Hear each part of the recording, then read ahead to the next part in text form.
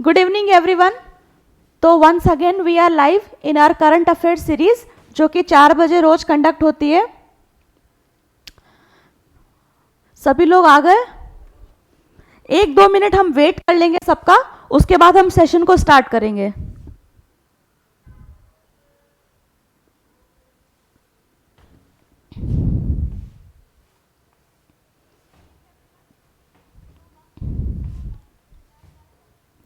जैसा कि मैंने आपको बताया, ये हमारी करंट अफेयर की सीरीज जो कि Monday to Friday daily basis पर शाम 4 बजे कंडक्ट की जा रही है। इसमें आप सभी स्टूडेंट को, जो भी स्टेट पीसीएस दूसरे जितने भी एग्जाम्स में अगर आप बैठ रहे हैं, तो आपको इन करंट अफेयर से बहुत ज़्यादा जो फायदा होने वाला है, मतलब आप ये मान के चलिए कि इन करंट अफेयर्स को किसी ने अगर जेन्युइनली बहुत रिग्रेसली भी फॉलो कर लिया, तो ये हमारी तरफ से गारंटी है कि उसको कहीं और बाहर झांकने की जरूरत नहीं पड़ेगी।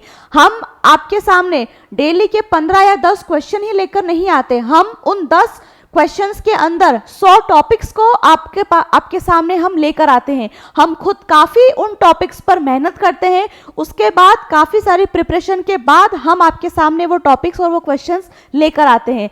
तो हमारी मेहनत का आपको जरूर से इसका फायदा उठाना चाहिए। आप 10 मैगजीन से पढ़ोगे, 2 न्यूज़पेपर से पढ़ोगे, इससे कहीं ज्यादा बेटर है कि कोई दूसरा पर्सन अगर मेहनत कर रहा है तो 1 घंटे की क्लास में आप बैठो और सभी चीजों का मैक्सिमम हम आपको एक ही प्लेटफॉर्म पर लाकर दे रहे हैं।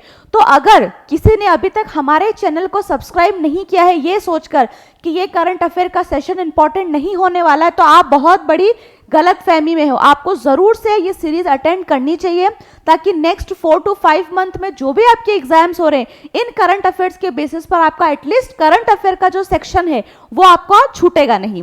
तो आपको जरूर से हमारे चैनल को सब्सक्राइब कर लेना चाहिए अगर किसी ने अभी तक सब्सक्राइब नहीं किया है। और भी आपके जो भी सजेशन है वो कमेंट सेक्शन में करके बताइए, ताकि जो भी एक्स्ट्रा एफर्ट्स अगर आप हमें लगाने हैं तो हम वो भी आपके सामने लेकर आएंगे।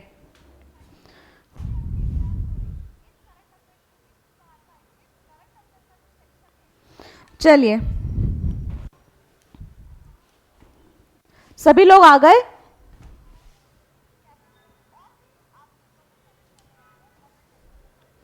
देखिए, आप सभी डॉट शार्प 4 बजे जो है वो आप इस सेशन को में आ जाइए, क्योंकि इसके बाद नेक्स्ट जो 5 PM जो है वो राजस्थान पॉलिटी की क्लास भी कंडक्ट होती है। तो please time punctuality is very much essential. चलिए, हम बिना टाइम वेस्ट के सेशन स्टार्ट करते हैं। फर्स्ट क्वेश्चन आपकी स्क्रीन पर है। यस, ये क्वेश्चन हमने प्रीवियस क्लासेस में इस क्वेश्चन को हमने अटेम्प्ट किया है, ठीक है। तो कुछ चेंजेस हैं वो इस बार हुए हैं, तो हम इस क्वेश्चन को देखेंगे।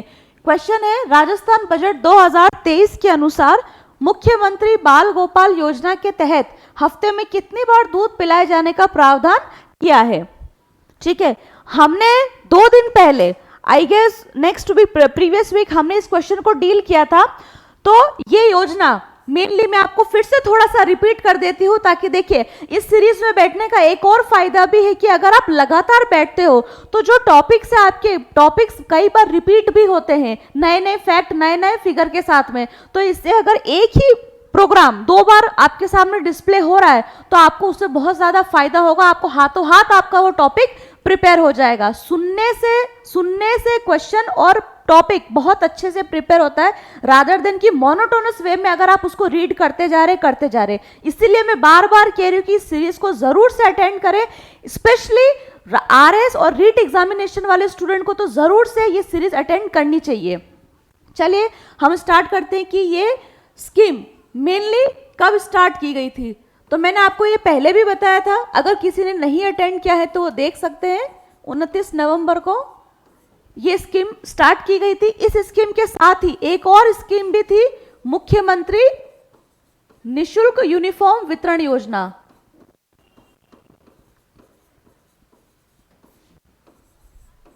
यूनिफॉर्म वितरण योजना, ठीक है, यानी कि 29 नवंबर को मुख्यमंत्री बाल गोपाल योजना प्लस मुख्यमंत्री यूनिफॉर्म वितरण योजना, ये दोनों परियोजना एक साथ जो है वो आपके लॉन्च की गई थी। इस प्रोग्राम में क्या था बाल गोपाल योजना में कि जो स्कूलों में, गवर्नमेंट स्कूल में बच्चों को मिड डे मील जो खाना उपलब्ध करवाया जाता है, उसके साथ ही वीक में, ठीक है, हफ्ते में 2 दिन दूध प्रोवाइड करने की बात स्टूडेंट के लिए कही गई थी। 2 दिन दूध देने की बात जो है वो कही गई थी। ठीक है, कब कब ये भी आपको पता होना चाहिए। ये प्रोविजन प्रीवियसली बजट से पहले तक था। कब कब तो आपको ध्यान रखना है, ट्यूसडे, अभी तक प्रोविजन था बजट आने से पहले, लेकिन अब की बार इस बजट में क्या कर दिया, इसमें थोड़ा सा इम्प्रोवाइजेशन करते हुए इसमें बोला गया है कि नहीं, अब से जो है स्कूल में सातों दिन स्टूडेंट को प्रदान किया जाएगा। ठीक है, ये आपको ध्यान रखना है कि अब जो है वो वीक में 7 डे कंप्लीट कर दिया है। इसका रीजन क्या है कि बच्चों में खाने, आहार के साथ साथ जो है वो इंपॉर्टेंट जो भी पोषक तत्व है वो भी क्या है उनको मिलते रहे। तो ये छोटा सा चेंज है जो इस बार के बजट में किया गया, तो ये आपको अब ध्यान रखना है। जिसने हमारी पहले वाली वीडियो देखी होगी उसमें हमने 2 दिन की बात कही थी, और बजट जो है वो अभी आया 10 तारीख को, उसमें 7 दिन दूध प्रोवाइड करने की बात कही गई है।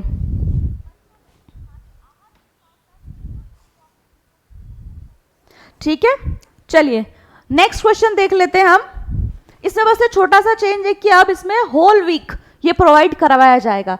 नेक्स्ट क्वेश्चन आपकी स्क्रीन पर, खेजड़ी वृक्ष राजस्थान के राज्य वृक्ष के साथ अन्य किस राज्य का राज्य वृक्ष है?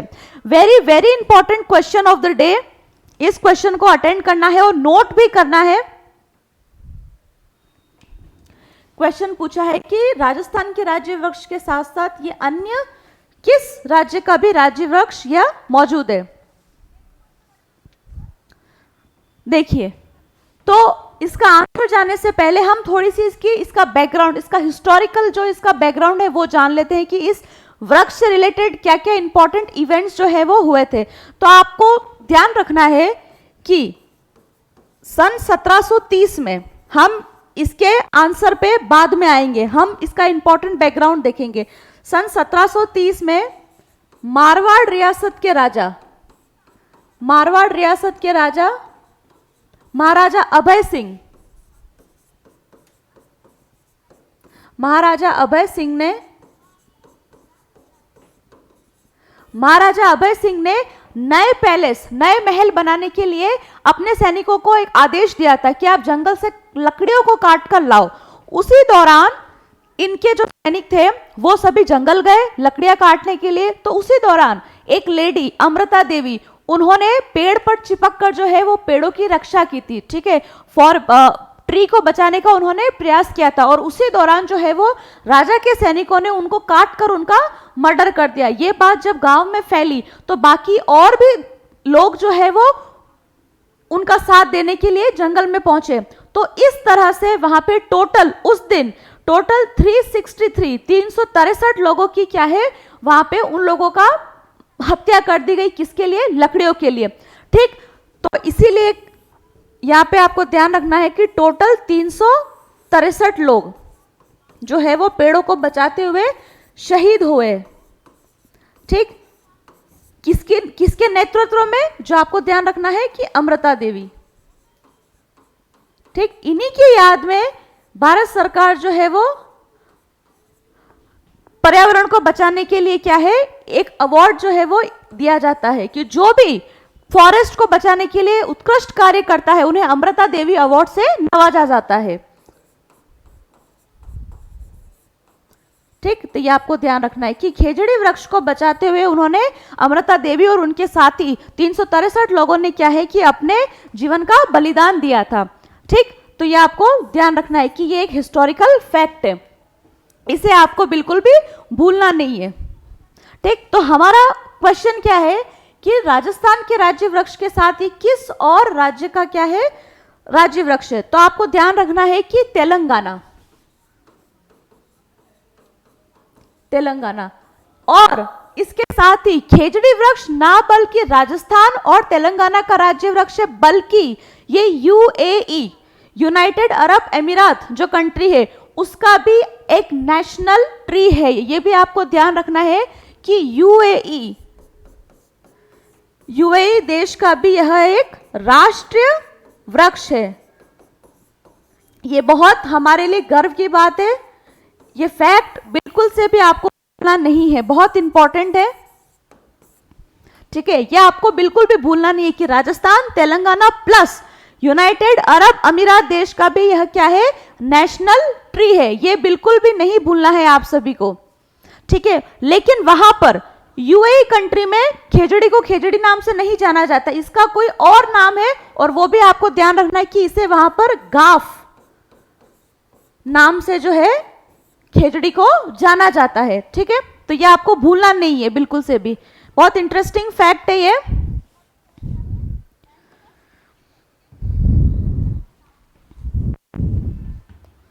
हाल फिलहाल यूएई देश जो है 363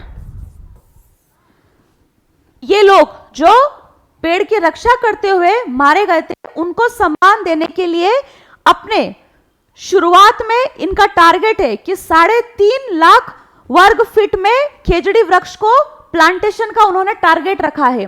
ठीक है, लेकिन इसकी शुरुआत जो है वो अभी इन्होंने 363 पौधे लगाकर इसकी शुरुआत उन्होंने करी है। तो यह आपको ध्यान रखना है कि सरकार का यह एक लक्ष्य है कि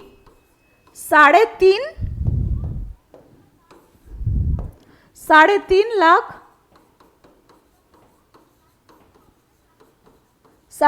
लाख वर्ग मीटर क्षेत्र में इस पेड़ को लगाना ही इनका मकसद है। ये यूएई का टारगेट जो है वो इन्होंने अपने देश में इन्होंने रखा है। ठीक है, अभी के लिए इन्होंने 363 पौधे लगाकर जो है वो शुरुआत करी है, पौधे लगाकर शुरुआत करी है। ये आपको ध्यान रखना है, ये बहुत इंपॉर्टेंट फैक्ट है, भूलना नहीं है इसको। ठीक है, और इसी के साथ अमृता देवी बिश्नोई के नाम पर यूएई सरकार जो है वो एक नया पार्क भी जो है वो बनाने जा रही है। तो ये भी आपको ध्यान रखना है कि अमृता देवी के नाम पर यूएई सरकार नया पार्क भी बनाने जा रही है। ठीक, ये फैक्ट आपको नहीं भूलने हैं। ठीक है, आप सभी को ये इंफॉर्मेशन बिल्कुल से नोट करनी है, बहुत इंटरेस्टिंग फैक्ट है और राजस्थान से रिलेटेड है, तो आपको जरूर से इसको लिखना चाहिए। इसके साथ ही हम देख लेंगे कि खेजड़ी को अलग अलग राज्यों में किस नाम से जाना जाता है। ठीक है, अलग अलग नाम से। तो देखिए कि वेद में, ठीक है, वेदों में खेजड़ी को शम्मी नाम से जाना जाता है। ठीक, वेदों में खेजड़ी का नाम खेजड़ी नहीं है, शमी है, यह आपको ध्यान रखना है। राजस्थान में हम सभी को पता है कि इसे खेजड़ी नाम से जाना जाता है। ठीक, यह आपको भूलना नहीं है। और गुजरात में इसे खेजड़ो नाम से जाना जाता है। खेजड़ी गुजरात, खेजड़ी राजस्थान और खेजड़ो आपका गुजरात में इसको जाना जाता है। ठीक है, हरियाणा नेक्स्ट, हरियाणा में किस नाम से जाना जाएगा, जांटी। ठीक, ये अलग अलग स्टेट में खेजड़ी वृक्ष को किस नाम से जाना जाता है ये हम देख रहे हैं, तो ये आपको जरूर से नोट करना है। हरियाणा में जांटी, पंजाब नेक्स्ट, पंजाब में जंड नाम से खेजड़ी वृक्ष को जो है जाना जाता है। ठीक, अगला हम देख लेंगे कि यूपी, उत्तर प्रदेश में किस नाम से जाना जाता है, यूपी में इसे धोकरा नाम से जाना जाता है। यह आपको ध्यान रखना है, धोकरा। ठीक, नेक्स्ट आप लिखेंगे तेलंगाना। तेलंगाना में किस नाम से, देखिए हमने कहा कि हमारा क्वेश्चन क्या था, हमारा क्वेश्चन था कि अन्य किस राज्य का राज्य वृक्ष है, ये तेलंगाना का है, तो वहां पे किस नाम से जाना जाता है, तो ये भी आपको ध्यान रखना है कि तेलंगाना में इसे जमी चेतु के नाम से जाना जाता है। ठीक है, तेलंगाना में खेजड़ी वृक्ष को जमीचेतु नाम से जाना जाता है। ठीक, ये आप इसी के साथ भी नोट कर सकते हैं कि यह तेलंगाना का राज्य वृक्ष है, प्लस इसे तेलंगाना में खेजड़ी न बोलकर जमीचेतु नाम से इस वृक्ष को जो है जाना जाता है। नेक्स्ट तेलंगाना हो गया। अगला है हमारा अरब, जो हमने अभी देखा कि अरब में गाफ नाम से इसे जाना जाता है। बहुत इंटरेस्टिंग ये फैक्ट है, हम सभी को याद रखना है ये फैक्ट, नोट डाउन कर लीजिए आप। तेलंगाना में जमीचेतु और बाकी ये सारे इंपॉर्टेंट इनके नाम है जो आपको भूलने नहीं है।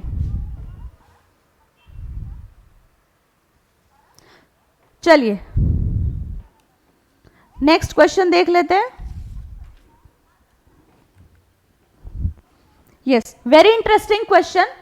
हाल ही में गैब्रियल चक्रवात कहां आया है? बेसिक करंट का क्वेश्चन है।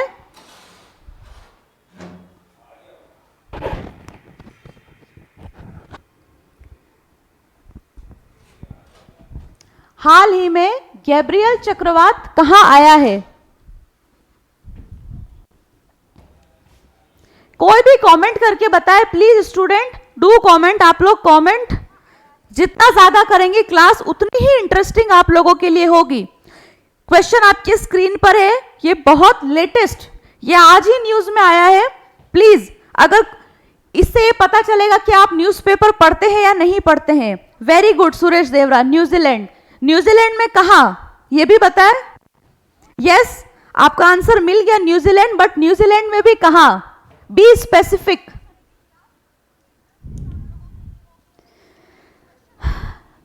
Answer Auckland, New Zealand.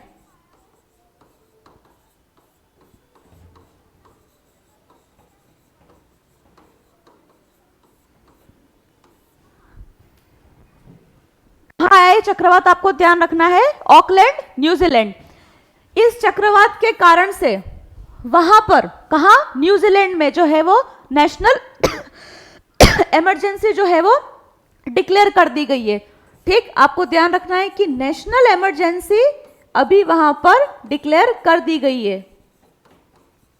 ठीक है, ये न्यूजीलैंड में हाल फिलहाल में तीसरी बार ऐसा हुआ है। तो ये आपको ध्यान रखना है कि तीसरी बार आपातकाल जो है वो घोषित किया गया है। ठीक, तो ये आपको ध्यान रखना है कि इससे पहले कब किया गया, तो वो भी आपको ध्यान रखना है कि 2019 में, उसके बाद 2020 में। 2019 में आतंकी हमले के दौरान किया गया। ठीक है, ये आपको ध्यान रखना है। और next 2020 very common sense, Covid की वजह से। ठीक है, तो ये आपको ध्यान रखना है कि ऐसा करने वाला तीसरी बार जो है वो न्यूजीलैंड में नेशनल इमरजेंसी को क्या है, डिक्लेयर किया गया।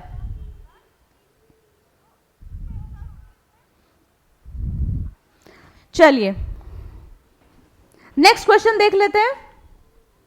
Yes, again very latest current affair का टॉपिक है, जरूर से आप सभी को आंसर देना है। नकल विरोधी कानून 2023 किस राज्य में लाया गया है? बताइए। If you are a genuine student, if you are dedicated enough, ये क्वेश्चन आपको पता होना चाहिए। I am continuously tracking your comment, please do comment कि नकल विरोधी कानून किस राज्य में लाया गया है। जल्दी फास्ट कमेंट करिए। इतना विरोध हो रहा है न्यूज में, जल्दी से कोई भी कमेंट करके बताए कि ये कानून कहां पर लाया गया है, ये बिल किस गवर्नमेंट ने पास किया है हाल फिलहाल।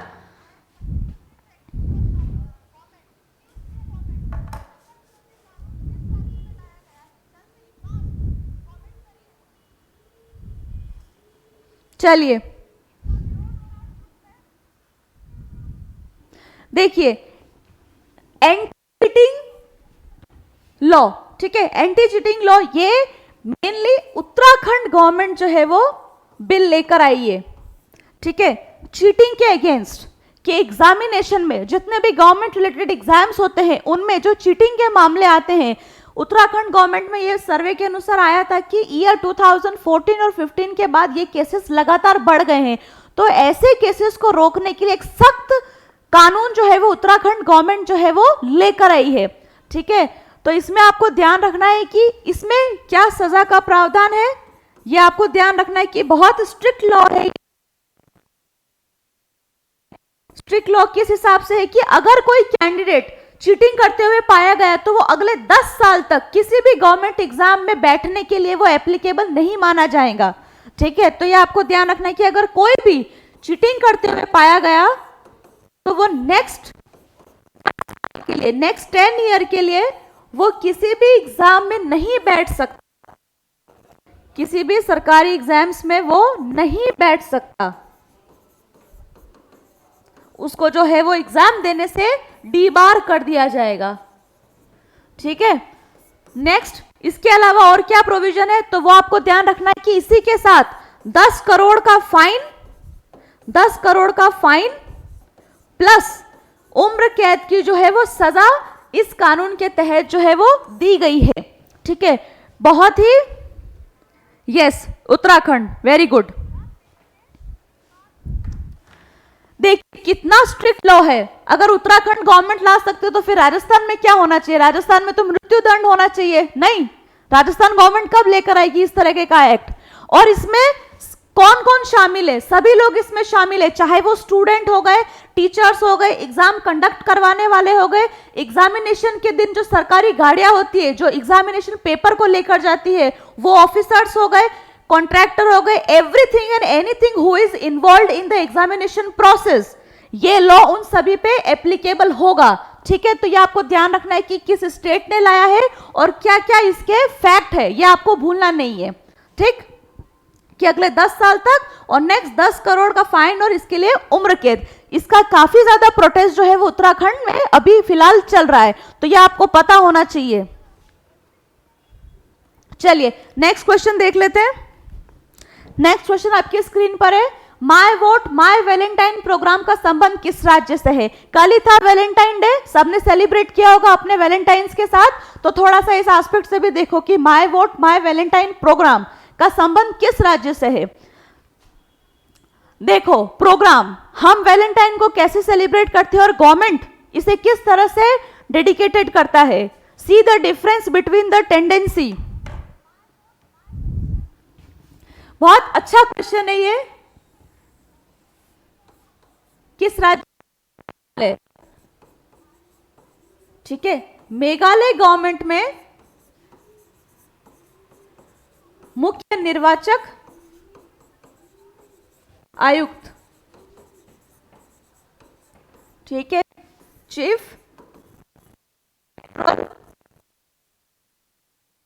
ऑफिसर, इन्होंने इस प्रोग्राम को लॉन्च किया है मेघालय में। इसका पर्पस क्या है, इसका पर्पस है कि जो वोटिंग रेशियोज है उसको इंक्रीज करना, कि पब्लिक के अंदर, यूथ के अंदर जो है वो वोट के प्रति क्या है, एक जागरूकता क्या करना है, पैदा करना है।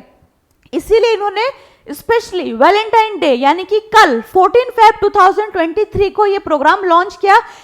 इस प्रोग्राम के तहत ये इंपॉर्टेंस बताई है कि एक वोट की वैल्यू क्या होगी, है ना, आपका वोट आपके लिए वैलेंटाइन हो सकता है किस तरह से, कि आपकी रिस्पॉन्सिबिलिटी को ये बता रहा है।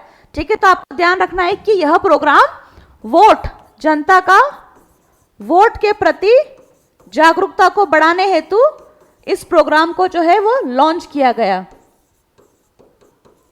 ठीक है, वोटिंग रेशियो को इंक्रीज करने के लिए, ठीक, बढ़ाने के लिए। ये काफी फैक्चुअल क्वेश्चन है, ये आपको ध्यान में रखना है।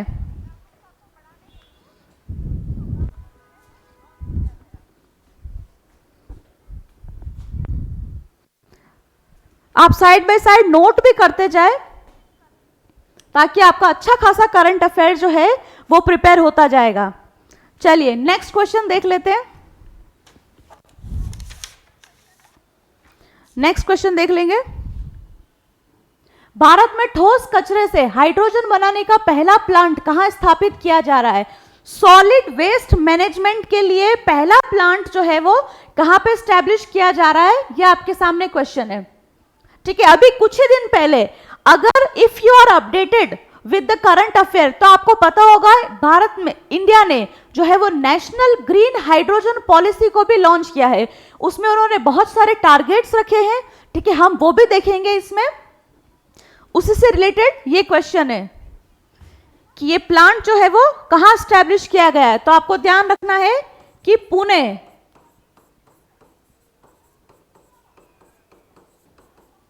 ठीक है, किसके लिए? ठोस कचरा प्रबंधन, ठीक है, सॉलिड वेस्ट मैनेजमेंट, ऐसे भी आप लिख सकते हैं, ठीक। इसकी कैपेसिटी कितनी है वो भी आपको ध्यान रखना है कि 350 टन, ठीक है, कैपेसिटी कितनी है? 350 टन का कचरा जो है वो उसको हाइड्रोजन बनाने में कन्वर्ट किया जा सकता है, तो ये आपको ध्यान रखना है, ठीक। 350 टन का कचरा जो है वो इसका उपचार करेगा, यानी कि इसका क्या करेगा? ट्रीटमेंट होगा, जिससे क्या होगा? 10,000 टन हाइड्रोजन जो है वो प्रोड्यूस होगी। आपका नेक्स्ट टॉपिक यहीं से निकल कर आएगा कि 350 टन के सॉलिड वेस्ट को ये मैनेज करेगा, ट्रीटमेंट करेगा, जिससे क्या होगा? 10,000 टन हाइड्रोजन का प्रोडक्शन होगा, ठीक है, 10,000 हाइड्रोजन का उत्पादन किया जाएगा, ठीक। इसी से रिलेटेड हम देखेंगे कि अब नेशनल ग्रीन हाइड्रोजन पॉलिसी, राष्ट्रीय हरित हाइड्रोजन पॉलिसी क्या है, ठीक है, नेशनल ग्रीन हाइड्रोजन मिशन, ठीक। ये अभी हाल फिलहाल में ही गवर्नमेंट ने इस मिशन को लॉन्च किया है, ठीक है, राष्ट्रीय हरित हाइड्रोजन मिशन, ठीक, भूलना नहीं है इसको। इसमें इंडिया ने कुछ लक्ष्य रखे हैं और वो टारगेट्स आपको याद रखने हैं, ठीक है। टारगेट क्या है इसका मेन? कि 2030 तक, ठीक है, वर्ष 2030, ठीक है, ईयर 2030 तक क्या करना है कि 125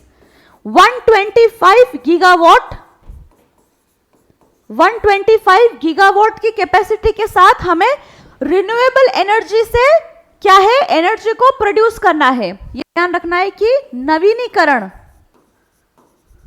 नवीनीकरणीय स्रोत, रिन्यूएबल सोर्सेस से हमें 125 गीगावाट की एनर्जी का क्या करना है? प्रोडक्शन करना है। प्लस इसी के साथ हर साल एवरी ईयर 5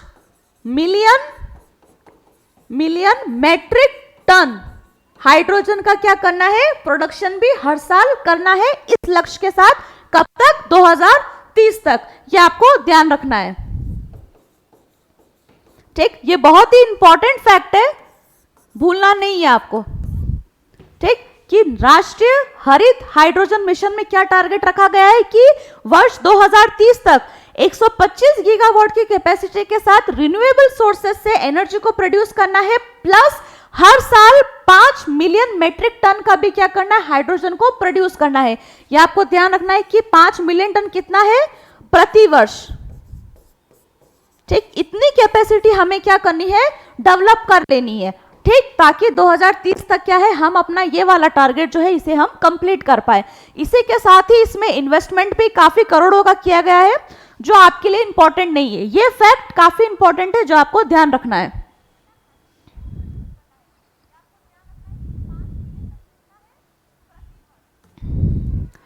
ठीक है। ये काफी इंपॉर्टेंट मिशन है। चलिए नेक्स्ट क्वेश्चन देख लेते हैं, नोट डाउन कर लीजिए आप, I am giving you time.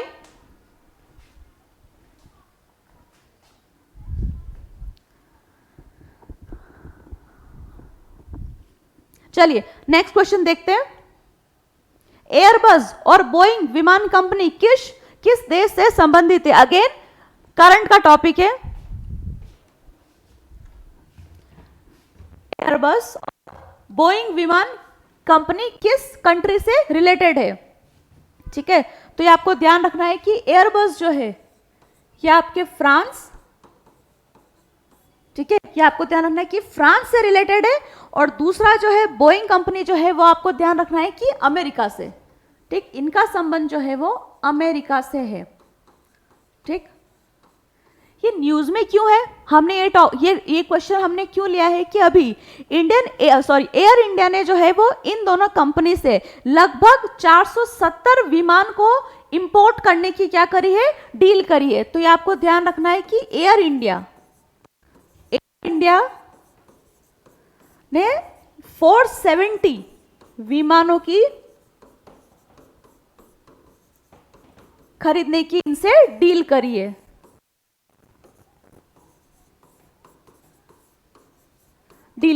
ठीक है, इस वजह से क्या है, ये सबसे ज्यादा न्यूज में है। तो आपको ध्यान रखना है कि फ्रांस से यह 250 विमान खरीदेगा, ठीक है, और नेक्स्ट आपका अमेरिका से खरीदेगा रेस्ट ऑफ द कितने, 20 विमान। ठीक है, ये काफी फैक्चुअल क्वेश्चन है जो आपको ध्यान रखना है ये। ठीक,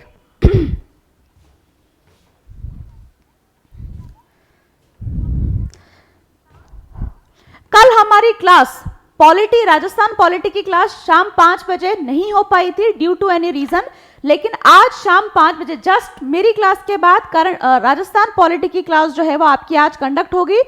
तो 5 बजे लाइव आप सभी को वो सेशन अटेंड करना है। इसी के साथ अगर किसी ने हमारे चैनल को सब्सक्राइब नहीं किया है तो प्लीज आप इस चैनल को सब्सक्राइब करें और इस रेगुलर क्लास का जो है आप फायदा उठाएं। जैसा कि मैंने आपको शुरुआत में बताया कि हम काफी मेहनत से ये सारे टॉपिक आपके लिए प्रिपेयर करके लाते हैं। ये सिर्फ 10 क्वेश्चन नहीं है, 10 क्वेश्चन में हिडन 100 टॉपिक्स है। ठीक है, तो जो हाथों हाथ आपकी प्रिपरेशन 1 घंटे में हो सकती है, तो उसके लिए आपको 10 मैगजीन अलग अलग न्यूज़पेपर पे पढ़ने की जरूरत नहीं है। एक अच्छा खासा अगर किसी ने इस सीरीज को सिंसियरली भी फॉलो कर लिया तो ये मेरी गारंटी है कि आपको एग्जाम्स में इससे बाहर जाने की जरूरत नहीं पड़ेगी। तो be regular and have some faith with us. चलिए नेक्स्ट क्वेश्चन देख लेते हैं। यस, हाल ही में राष्ट्रपति भवन में उपस्थित मुगल गार्डन के नाम को बदलकर क्या रखा गया है? हमारी गवर्नमेंट नाम बदलने में काफी एक्सपर्ट है। जगह का नाम चेंज कर रहे हैं तो राष्ट्रपति भवन में मुगल गार्डन को कैसे छोड़ सकते हैं? चलिए हम उस कंट्रोवर्सी पे नहीं जाएंगे, बस नाम क्या चेंज क्या है हमें वो ध्यान रखना है। ठीक है, मैं थोड़ा सा आपको हिंट दे देती हूं क्या नाम रखा गया होगा। अभी हम कौन सा उत्सव मना रहे हैं आजादी का, उसी नाम पर ये नाम रखा गया है। प्लीज कोई भी कमेंट करके बताए। मैंने हिंट दे दिया है कि हम आजादी का कौन सा उत्सव मना रहे हैं, कुछ नाम है और वही नाम इस उद्यान का भी रखा गया है। प्लीज पार्टिसिपेट कीजिए। मैंने हिंट दे दिया है कि हम आजादी का कौन सा महोत्सव मना रहे हैं।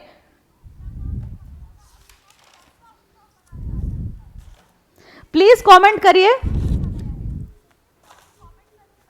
अमृत उद्यान,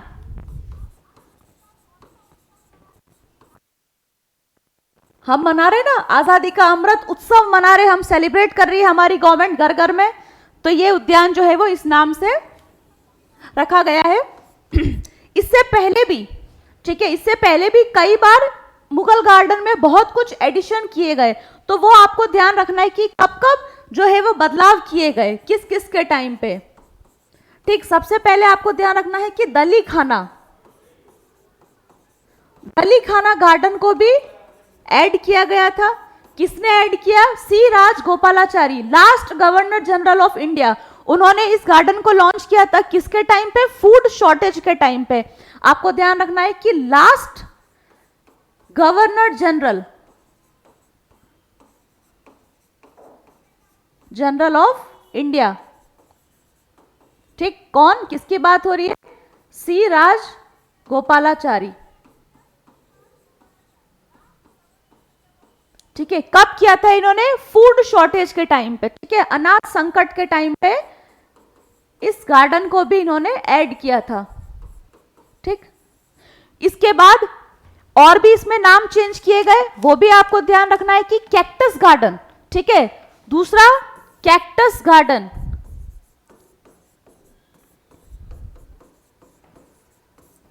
कैक्टस गार्डन को भी ऐड किया गया। किसने किया गया? ये राष्ट्रपति आर वेंकटरमन। ठीक है, ये आपको ध्यान रखना है। नेक्स्ट, इसके बाद में कई सारे थीम गार्डन, थीम पार्क को भी इसमें इंक्लूड किया गया, जैसे कि म्यूजिकल गार्डन हो गया, ठीक है, स्पिरिचुअल आध्यात्मिक गार्डन हो गए, तो उन सबको कलेक्टिवली हम कहते हैं थीम गार्डन। ठीक है, थीम गार्डन, उसमें अलग अलग थीम रखी गई, म्यूजिकल गार्डन, स्पिरिचुअल आध्यात्मिक गार्डन। ठीक है, और ये किसके टाइम पे हुआ? Missile man of our country APJ Abdul Kalam. ठीक, ये आपको ध्यान रखना है। बहुत इंटरेस्टिंग क्वेश्चन था ये। चलिए नेक्स्ट क्वेश्चन देख लेते हैं हम। चैट जीपीटी क्या है? Very very current hot burning topic, chat GPT क्या है? जरूर से इसका कमेंट आप करके बताएंगे कि चैट जीपीटी है क्या, किस टेक्नोलॉजी पे ये बेस्ड है, इसका प्रोटेस्ट क्यों हो रहा है, क्यों कंट्रोवर्शियल है, इसका आंसर आप सभी बताएंगे। मैं चाहती हूं इसका आंसर आप सभी स्टूडेंट कमेंट करके बताएं कि चैट जीपीटी क्या है। अभी तक सभी ने इसको ओपन करके देखा होगा, इससे क्वेश्चंस पूछे होंगे कि मुझे इसका सॉल्यूशन दे, तो प्लीज बताएं कि चैट जीपीटी क्या है। जल्दी, चैट जीपीटी क्या है, इसका आंसर आना चाहिए। मोबाइल सभी लोग यूज करते हैं, लैपटॉप सभी लोग यूज करते हैं, ऐसा हो ही नहीं सकता कि किसी ने इसके बारे में सुना नहीं हो। चैट जीपीटी क्या है?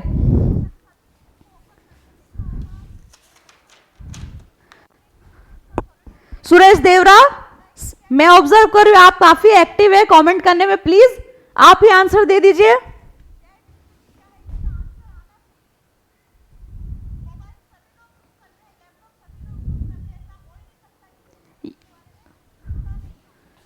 यस, चैट जीपीटी क्या है? ये आर्टिफिशियल इंटेलिजेंस,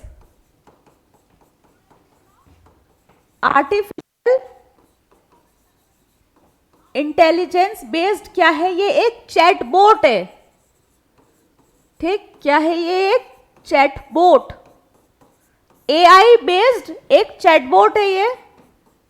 ठीक है, जिसके पास सभी तरह के आंसर्स जो है वो अवेलेबल होंगे। ठीक है, आप कुछ भी इनसे पूछिए, कुछ भी, एनीथिंग, कुछ भी आप पूछिए। मैथ्स का आप क्वेश्चन पूछ लीजिए, ठीक है, आपको कुछ पढ़ना है तो आप पूछ लीजिए, कहीं जाना है तो आप पूछ लीजिए, कुछ सर्च करना है तो पूछ लीजिए, एवरीथिंग अंडर द सन, इनका जवाब इस चैटबॉट के पास में जो है वो अवेलेबल है। तो यहां पे हमें ये जानना है कि आर्टिफिशियल इंटेलिजेंस है क्या। तो आर्टिफिशियल इंटेलिजेंस आपको ध्यान रखना है कि ये टेक्नोलॉजी की एक ऐसी ब्रांच है जो बिल्कुल भी एक ह्यूमन, एक इंसान की तरह क्या करती है? परफॉर्म करती है। ठीक है, हालांकि वो इंसान है नहीं, but it behaves like a human being. ठीक है, आपने कुछ भी पूछा है तो आपको ध्यान रखना है कि आर्टिफिशियल इंटेलिजेंस तकनीक की एक ऐसी शाखा है जो बिल्कुल मानव जैसा, ह्यूमन जैसा क्या करता है? वो बर्ताव करता है। ठीक है, मानव की तरह ही कंप्लीटली वो अपना बिहेवियर है उसका। ठीक, तो ये आपको ध्यान रखना है कि ये आर्टिफिशियल इंटेलिजेंस बेस्ड एक चैटबॉट है, जिससे आप कुछ भी पूछोगे इसका आंसर बिल्कुल ऐसे आएगा कि जैसे सामने कोई पर्सन बैठा हुआ है, सेकंड पर्सन, और वो इसका जवाब दे रहा है। जस्ट लाइक व्हाट्सएप, जैसे आप व्हाट्सएप पे आप चैट करते हो, ठीक है, उसी तरह से ये एक्ट करता है कि बिल्कुल ह्यूमन बेस्ड इनका क्या है? बिहेवियर है।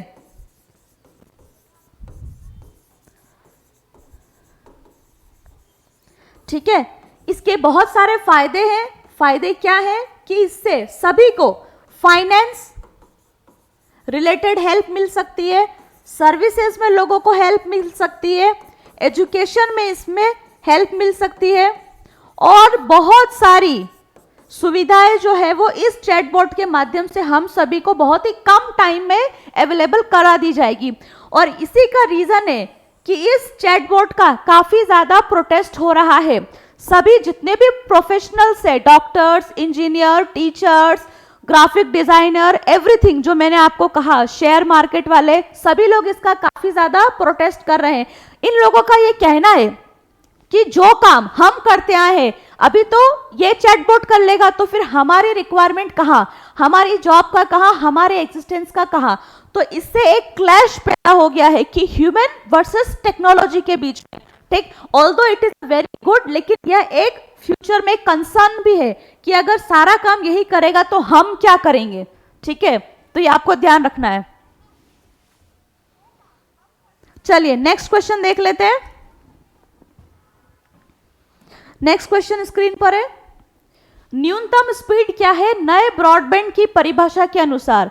गवर्नमेंट ने ब्रॉडबैंड की नई डेफिनेशन रिलीज की है, उसके अकॉर्डिंग जो मिनिमम स्पीड जो होनी चाहिए ब्रॉडबैंड की, उसमें कुछ चेंजेस किए गए हैं, ठीक है। तो ये आपको ध्यान रखना है। सबसे पहले हम जानेंगे कि ब्रॉडबैंड क्या है। तो आपको पता होना चाहिए कि ब्रॉडबैंड आपको ध्यान रखना है कि ब्रॉडबैंड के माध्यम से हाई स्पीड इंटरनेट एक्सेस जो है वो हमको मिलता है, ठीक है। वो आपको ध्यान रखना है कि हाई स्पीड इंटरनेट आपको इंटरनेट एक्सेस इसकी मदद से किया जाता है, ठीक।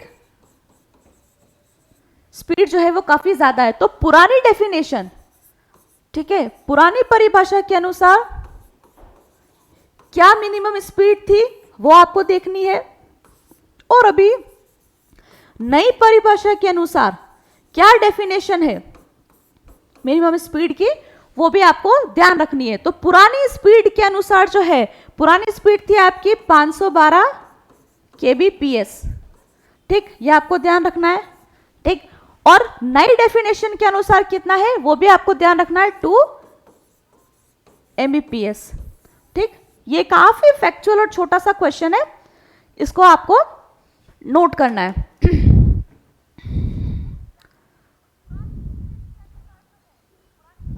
चलिए नेक्स्ट क्वेश्चन देख लेते हैं हम। Yes, very interesting. Trade and technology council किन देशों के मध्य पार्टनरशिप है। ट्रेड एंड टेक्नोलॉजी काउंसिल किन देशों के मध्य पार्टनरशिप है।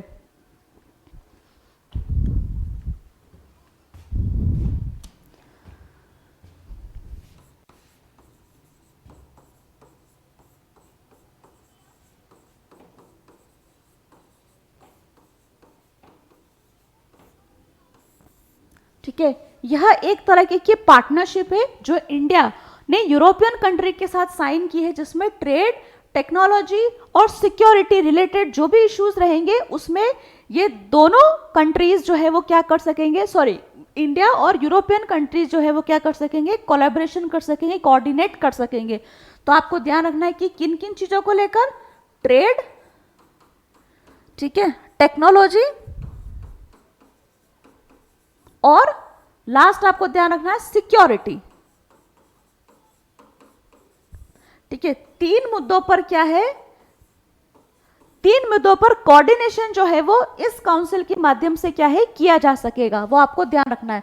तीन इसके मेन एरियाज है, ठीक। इसी तरह की पार्टनरशिप हमारी कंट्री ने किसी और कंट्री के साथ भी कर रखी है, ये भी आपको ध्यान रखना है कि ऐसा करने वाला हम जो है यूरोपियन कंट्री के साथ, ये हमारी पहली पार्टनरशिप नहीं है। इसी तरह की सिमिलर नेचर की पार्टनरशिप हमने एक बार पहले भी कर रखी, किसके साथ, अमेरिका के साथ। ये आपको ध्यान रखना है कि इससे पहले भी इस तरह की पार्टनरशिप भारत ने कर रखी, किसके साथ, अमेरिका के साथ, ठीक। इंडिया ने जो है वो इस तरह की पार्टनरशिप अमेरिका के साथ की हुई है, ये आपको ध्यान रखना है। कब की गई है ये भी आपको ध्यान रखना है, ईयर 2021, ठीक, भूलना नहीं है। चलिए नेक्स्ट क्वेश्चन देख लेते हैं हम, ये नोट करते जाए आप साइड बाय साइड।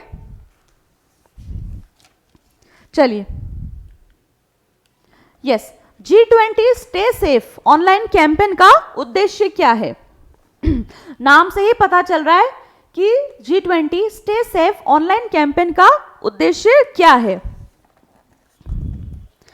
देखो, नाम से हम आइडिया लग रहा होगा कि ये एक तरह का कैंपेन है, जिसे ये एक तरह का ऑनलाइन कैंपेन है जो कि यूथ को ऑनलाइन प्लेटफॉर्म मिस इंफॉर्मेशन से बचाने के लिए लॉन्च किया गया है। किसने लॉन्च किया है आपको ध्यान रखना है, मेटा कंपनी जो कि फेसबुक की पेरेंट कंपनी है, उसने हमारे इंडिया के साथ में मिलके इंडियंस को गाइड करने हेतु क्या है ये प्रोग्राम लॉन्च किया है। तो ये आपको भूलना नहीं है, ये ध्यान रखना है आपको कि युवाओं को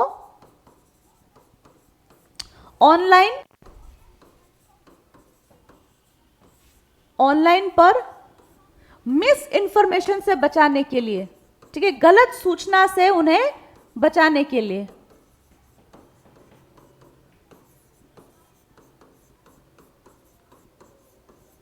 ठीक, बचाने हेतु इस प्रोग्राम को क्या है लॉन्च किया गया है।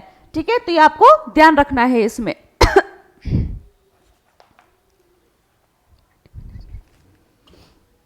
ठीक है, किसने किया है ये भी आपको ध्यान रखना है कि किसने इस तरह के प्रोग्राम को लॉन्च किया है। तो आपको ध्यान रखना है कि मेटा जो कि फेसबुक की पेरेंट कंपनी है, फेसबुक की पेरेंट कंपनी, इन्होंने किसके साथ मिलके, आईटी मिनिस्ट्री के साथ, आईटी मंत्रालय के साथ मिलकर इंडियंस को गाइड करने के लिए क्या है इस प्रोग्राम को लॉन्च किया है। ठीक है, तो ये आपको ध्यान रखना है कि किसने इस प्रोग्राम को लॉन्च किया है। Meta, Facebook plus IT ministry ने इस प्रोग्राम को लॉन्च किया है। इसके साथ ही जिस दिन इस प्रोग्राम को लॉन्च किया गया, एक और इसी तरह के प्रोग्राम की भी शुरुआत हुई है, वो भी आपको ध्यान रखना है कि एक और प्रोग्राम की इसमें जो है वो शुरुआत की है। ठीक है, तो ये आपको भूलना नहीं है कि डिजिटल सुरक्षा प्रोग्राम, ठीक है, डिजिटल सुरक्षा प्रोग्राम की भी जो है इसमें शुरुआत की गई है। ठीक, चलिए नेक्स्ट क्वेश्चन देख लेते हैं। यस, ये इंटरनेशनल करंट अफेयर से रिलेटेड टॉपिक है। नॉर्ड स्ट्रीम गैस पाइपलाइन किन दो देशों को जोड़ती है? मैप भी दिया हुआ है, आप बता सकते हैं इसमें देख के कि नॉर्ड स्ट्रीम गैस पाइपलाइन किन दो देशों को जोड़ती है। तो ये आपको ध्यान रखना है कि नॉर्ड स्ट्रीम गैस पाइपलाइन, ये देख सकते हैं आप, रशिया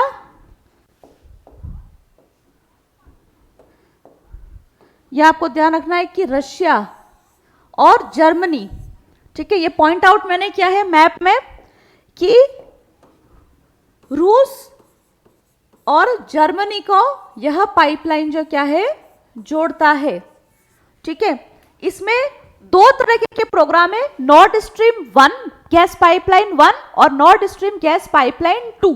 ठीक है, नॉर्ड स्ट्रीम गैस पाइपलाइन 1 या आप देख सकते हो नॉर्ड स्ट्रीम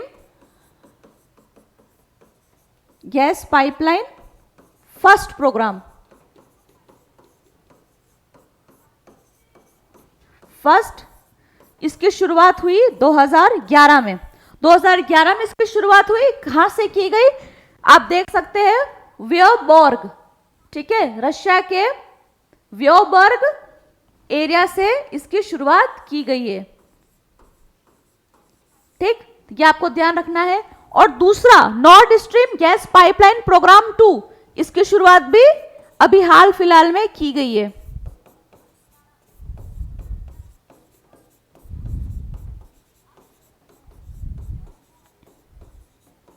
ठीक है, ठीक है, इसकी शुरुआत जो कहां से की गई है, उस्त लुगा क्षेत्र, रशिया का उस्त लुगा एरिया से इस पाइपलाइन को, दूसरी पाइपलाइन को क्या है स्टार्ट किया गया है। ये आप देख सकते हैं उस्तलिगा, ये फर्स्ट रीजन, ये हो गया आपका दूसरा एरिया। ठीक है, तो ये आपको ध्यान रखना है।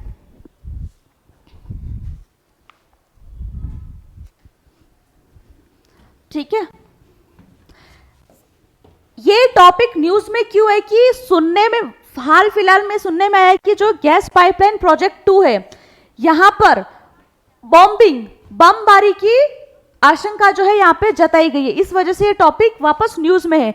ठीक है, नॉर्थ स्ट्रीम गैस पाइपलाइन 1 इसकी स्टार्टिंग है 2011 व्योबर्ग एरिया से। नॉर्थ स्ट्रीम गैस पाइपलाइन ये भी आप लिख लीजिए, इसकी शुरुआत हुई 2021 में। ठीक है, ये जर्मनी को रशिया से गैस पाइपलाइन को जोड़ता है। इस पाइपलाइन के जरिए रशिया से डायरेक्ट जर्मनी तक जो है वो पाइपलाइन जोड़ी जा सकती है बिना किसी कंट्री की मदद लिए हुए। बिना किसी कंट्री, किसकी मदद? पोलैंड। ठीक है, ये आपको ध्यान रखना है कि पोलैंड की मदद से अभी, ठीक है, अभी तक पोलैंड की मदद से, ये आप देख सकते हो यहाँ पर पोलैंड है, पोलैंड की मदद से क्या है कि रशिया को यूरोपियन कंट्री तक गैस पाइपलाइन के लिए होकर जाना पड़ता था, जिसकी वजह से पोलैंड को बहुत ज्यादा रेवेन्यू मिलता था। क्यों मिलता था? क्योंकि वो सर्विस प्रोवाइड करता है रशियन गैस पाइपलाइन को यूरोप तक पहुंचने के लिए। ठीक है, और अब इसकी मदद से कि पोलैंड को बिना टच किए डायरेक्ट यूरोप तक जो है वो कनेक्टिविटी बढ़ जाएगी, और इसके चलते पोलैंड कंट्री ने काफी ज्यादा प्रोटेस्ट किया था कि अगर आप ऐसा करते हैं तो हमारा रेवेन्यू जो है काफी ज्यादा जो क्या है इससे डैमेज होगा। ठीक, तो ये आपको ध्यान रखना है। चलिए नेक्स्ट क्वेश्चन देख लेते हैं। Yes, Baltic sea leakage, very good. Next question, again ये भी वेरी रिसेंट टॉपिक है। कितनी क्षमता के लिथियम के स्रोत जम्मू एंड कश्मीर से मिले हैं? How many quantity of lithium resources are found in Jammu and Kashmir? ये बहुत ही इंटरेस्टिंग है, ये अभी हाल फिलहाल का ही टॉपिक है, आप सबको पता होना चाहिए। कहां पर मिले हैं ये भी आपको पता होना चाहिए। कमेंट करिए प्लीज, एनीवन।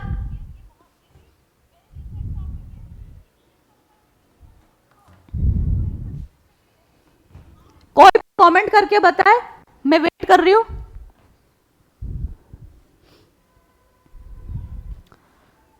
एक बार फिर से जो भी लोग हमसे बाद में जुड़े हैं उन सब के लिए कि 5 बजे यानी कि जस्ट आफ्टर मेरी क्लास के बाद आपकी 5 बजे राजस्थान पॉलिटी की क्लास कंडक्ट होगी लाइव, जिसमें आप सभी को अटेंड करना है। और अभी तक अगर आपने हमारे चैनल को सब्सक्राइब नहीं किया है तो आई थिंक आप इस क्लास को मिस करके बहुत बड़ी गलती कर रहे हैं। So do subscribe our channel and attend this session regularly. No one? चलो,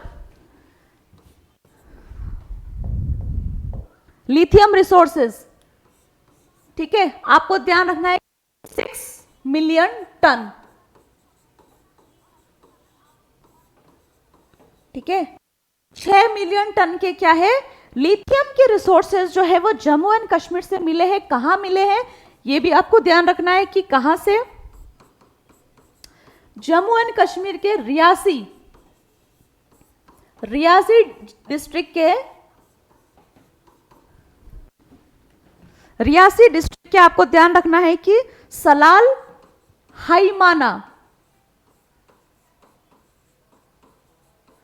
ठीक है, ये जगह अगेन मैप के लिहाज से इंपॉर्टेंट हो जाती है। क्यों? क्योंकि यहाँ पे इतने बड़े अमाउंट में क्या है क्वांटिटी में लिथियम रिसोर्सेस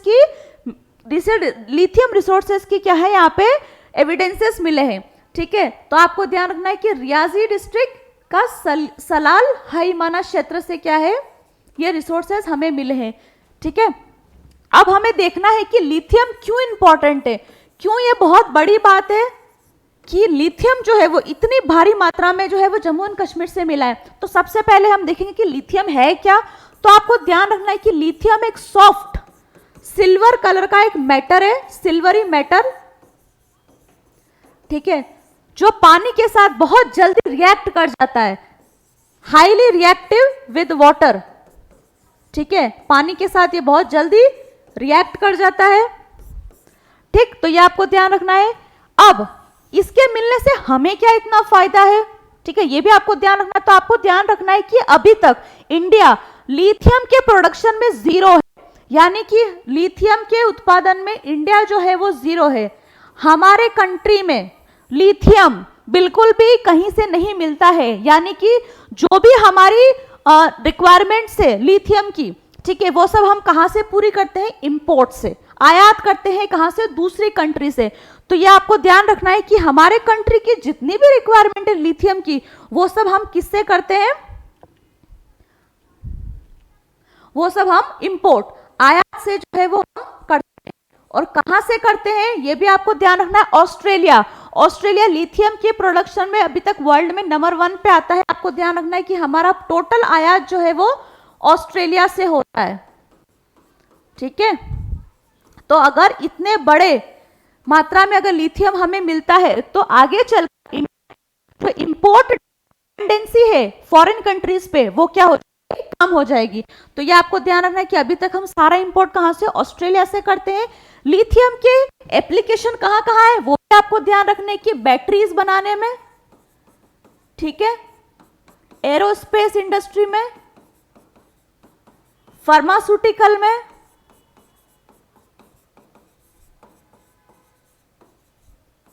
ठीक है, इन सभी इंडस्ट्री में क्या है? लिथियम का बहुत ज्यादा इस्तेमाल होता है और इसी वजह से क्या है कि हमें इंपोर्ट करना पड़ता है।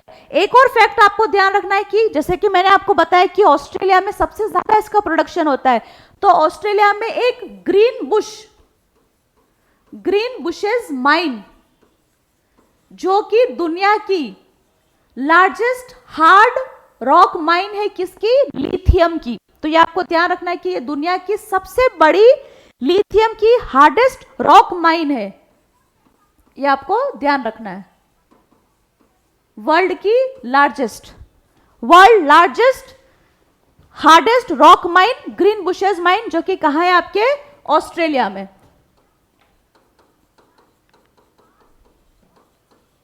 ठीक, इस वजह से क्या है कि हमारी जो डिपेंडेंसी है वो कम हो जाएगी।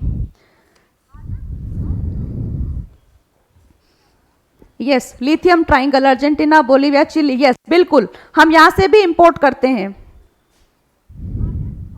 सलाल हाई माना, रियाजी डिस्ट्रिक्ट, वेरी गुड। चलिए नेक्स्ट क्वेश्चन देख लेते हैं। दक्षिणी भारत का पहला इंडस्ट्रियल कॉरिडोर किस नाम से है? दक्षिणी भारत का पहला इंडस्ट्रियल कॉरिडोर किस नाम से है? यह आपको बहुत इजी क्वेश्चन है, आपको ध्यान रखना है कि चेन्नई, ठीक है, यह आपको ध्यान रखना है कि चेन्नई बेंगलुरु इंडस्ट्रियल कॉरिडोर है।